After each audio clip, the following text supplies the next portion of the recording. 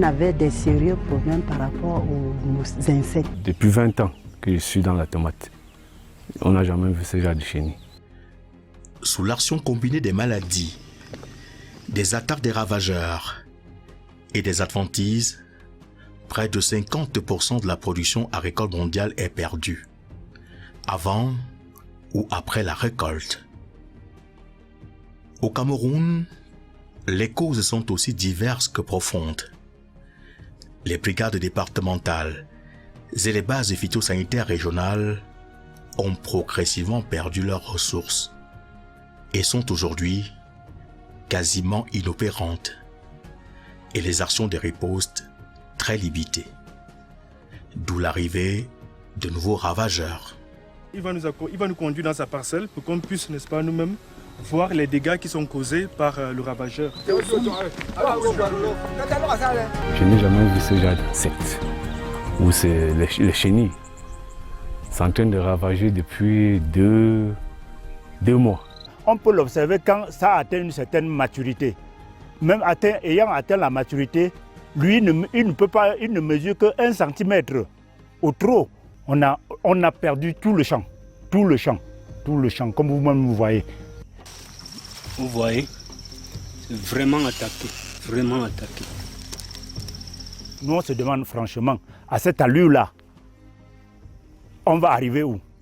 C'est pour cette raison que je lance un appel à toutes les personnes de bonne foi de ménager tous les efforts pour trouver ne serait-ce qu'un produit qui peut atténuer, qui peut éradiquer même cette chenille. Faute de quoi, nous on serait obligés d'abandonner.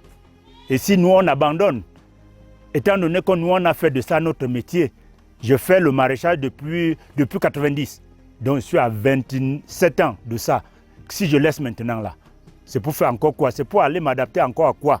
Face à ces fléaux et à la défaillance des systèmes de surveillance et d'alerte rapide, les producteurs pris de panique utilisent des pesticides et autres produits chimiques hautement dangereux. Le gouvernement camerounais, à travers le ministère de l'Agriculture et du Développement rural, a saisi le taureau par les cornes. Sous l'impulsion de Gabriel Bayrobé, le chef de ce département ministériel, des solutions immédiates ont été prises. Depuis ces dernières années, il y a plusieurs fléaux qui minent le développement de l'agriculture dans notre pays. La chenille légionnaire, tout assoluta, c'est mêlé à la danse, et il y a la mouche des fruits qui est là présente depuis un certain nombre d'années, pour ne citer que ces fléaux-là. Et chaque fois, on réagit par coup. Il est important que, de manière générale, qu'on s'arrête pour essayer d'arrêter une stratégie globale qui va permettre qu'on attaque de manière préventive ces différents fléaux. C'est suite à cette réflexion-là qu'est née l'idée de mettre en place un projet qui devrait porter sur la réhabilitation d'un réseau national de surveillance et d'alerte phytosanitaire au niveau du Cameroun. À cet effet, le secrétaire général, au nom du ministre de l'Agriculture, a rappelé les enjeux de la protection des cultures, tout en insistant sur la recrudescence de nombreux fléaux à l'échelle nationale. Et par ailleurs, la nécessité de la mise en place d'un système permettant à l'avenir d'anticiper sur certains fléaux à travers les méthodes qui sont respectueuses de l'environnement et accessibles aux producteurs. Il y avait une phase pilote qui a démarré cette année, qui a été bouclée. Il y a des manques en phase de clôture, la phase pilote, en phase d'évaluation. Puis il y avait la phase opérationnelle qui devrait commencer en 2020. Bon, pour ce qui est de la phase pilote, des essais ont été conduits dans le centre, à l'ouest. La FAO qui a été mandatée par les instances internationales pour accompagner les pays dans la lutte contre les grands fléaux a pris pour option d'encourager les pays à mener une lutte intégrée, une gestion intégrée des différents nuisibles. La chenille légionnaire, tout assoluta, la mouche des fruits ne font pas exception. Donc c'est par rapport à ça, par rapport à cette prescription-là que le Cameroun a adhéré à cette approche de lutte intégrée. Et c'est à la suite de cela qu'on a opté de prendre Rustel Africa IPM comme partenaire dans cette lutte-là, puisqu'il propose essentiellement les solutions biologiques et biorationnelles Et c'est en cela qu'on a vu, même au niveau de l'État, au niveau du ministère de l'Agriculture et du Développement rural, des plans de développement être formulés qui faisaient la part belle à l'acquisition des équipements biologiques et autres solutions biorationnelles. Donc ça veut dire que le Cameroun est en phase avec la dynamique que la FAO va implémenter pour le développement de l'agriculture de manière mondiale et particulièrement au niveau du Cameroun. Pour relever ce défi, le Cameroun a trouvé la stratégie idoine, le partenariat public-privé. Deux acteurs majeurs pour mettre hors d'état de nuire les ravageurs des cultures. Le Winader et la Société agrobiologique d'Afrique, Africa IPM. Un réseau de surveillance pour le Cameroun et par le Cameroun avec le concours de la firme anglaise Russell IPM, première firme agrobiologique du Royaume-Uni. L'une des plus larges en Europe, avec plusieurs démembrements dans le monde, est spécialisée dans la conception, la recherche et le développement des systèmes de surveillance des ravageurs innovants. Mais en fait, c'est quoi la solution innovante proposée par Africa IPM? Phéromones, pièges, software de gestion des nuisibles et l'intelligence artificielle dans l'agriculture. Nous avons les pièges à entonnoir, encore appelés pièges universels. Les pièges delta, nous avons les pièges chromatiques. Ce sont des pièges qui attirent par leur couleur. Le piège ne prend pas tous les insectes ou tous les papillons qui viennent là. Ils permettent en fait de capturer les parasites sans emploi des produits chimiques dangereux comme c'est le cas actuellement. La recherche étant au cœur du projet, pour ajuster les technologies importées au contexte local, les universitaires ainsi que les chercheurs ont apprécié cette initiative.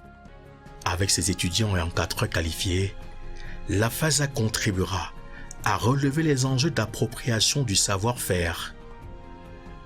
Plus qu'un simple acteur, elle veut officialiser son partenariat dans ce projet d'envergure à travers une convention tripartite. Winader, Africa IPM, Université de Thion. Ce que Africa IPM a mis au point nous semble quelque chose de très important dans le domaine déjà de l'agriculture. L'importance de protéger les végétaux, l'agriculture n'est pas démontrée. Et quand on sait tous les déboires que nous subissons au niveau du Cameroun en ce moment par rapport à tous ces problèmes de normes liés à l'exportation, on ne peut que se féliciter effectivement de voir un projet de ce genre. La FASA qui joue bien un rôle parce que le promoteur était un produit de la FASA, que la FASA doit véritablement s'impliquer aussi profondément que possible. Donc, dans le cadre de cette collaboration avec IPM, nous avons accompagné, nous avons soutenu des étudiants sur les parcelles de nos producteurs à l'utilisation des pièges à phéromones et des substances bio, des biopesticides pour la maîtrise de l'infestation des parcelles de légumes, fruits, notamment les tomates, les poivrons, les courges, contre les mouches des fruits, contre les papillons tuta absoluta et contre les mouches blanches. Nous avons été chargés de placer les pièges à phéromones dans certaines parcelles, notamment dans 3 arrondissements. Et nous avions fait certaines études. Nous avons constaté qu'effectivement, nous avions les pestes qui endommageaient les produits maraîchers tels que la tomate, le maïs. Et ces insectes-là, on a pu les localiser et connaître. Donc avec ces méthodes, nous allons connaître quand est-ce qu'il faut traiter, nous allons connaître le seuil d'infestation, comment est-ce qu'il faut lutter contre ces insectes et apporter la solution aux producteurs. Pour un coût estimé à près de 15 millions de francs CFA, c'est donc près de 6 hectares de tomates et 5 de maïs qui ont été traités, puis de 7 hectares de tomates et 9 de maïs couverts par le monitoring. Près de 50 km, soit environ 500 hectares sous quarantaine pour la tuta absoluta et la mouche de fruits de tomate, avec 5 stations d'observation à l'ouest et une station d'observation dans le centre. Cette lutte intégrée par une approche prévention, détection, intervention a été expérimentée dans les régions de l'ouest et du centre. Face aux résultats, les bénéficiaires ne sont pas restés indifférents. Et vous voyez qu'avec la bande jaune-ci, ça a déjà tout. On peut même pas analyser tout ce qui est sur la bande jaune là. Ça a déjà tout pris, les mouches blanches là. Alors que même les insecticides chimiques n'ont pas pu les abattre. Il y a les bandes jaunes qu'on m'a donné, qu'on a mis dans ces champs, qui m'a beaucoup impressionné. Parce que ces bandes jaunes, c'est un piège. Je peux dire un piège passe partout. Pourquoi? Parce que ça attrape tout ce qu'il trouve à son passé. Dans les années passées, on avait des sérieux problèmes par rapport aux insectes. Durant les 2 ans, on a eu un grand changement. Au départ, après l'évaluation, sans la pose des phéromones, nous avons obtenu des taux d'infestation élevés. Après donc la pose des phéromones, qui s'est donc soldée par des captures massifs, de l'ordre même de 70%, nous avons eu une baisse de taux d'infestation, nous avons eu une baisse de dégâts, nous avons eu également une baisse de perte en rendement. Il est question pour la seconde phase d'étendre le projet à tout l'ensemble du territoire national, soit 2 régions chaque année. Également, nous serons affaire à un système de services de monitoring la première année et nous ferons appel à un système de piégeage automatique à partir de la seconde année afin d'avoir en temps réel la dynamique des ravageurs qui favorise leur développement. C'est le lieu de rappeler également l'importance que la recherche va jouer au cœur de ce projet durant tout le processus, en ceci qu'il faut adapter au contexte local les technologies importées, mais également de veiller à la corrélation des seuils de capture avec les niveaux d'infestation afin de prédire les rendements, et ceci dans toutes les zones agroécologiques du Cameroun.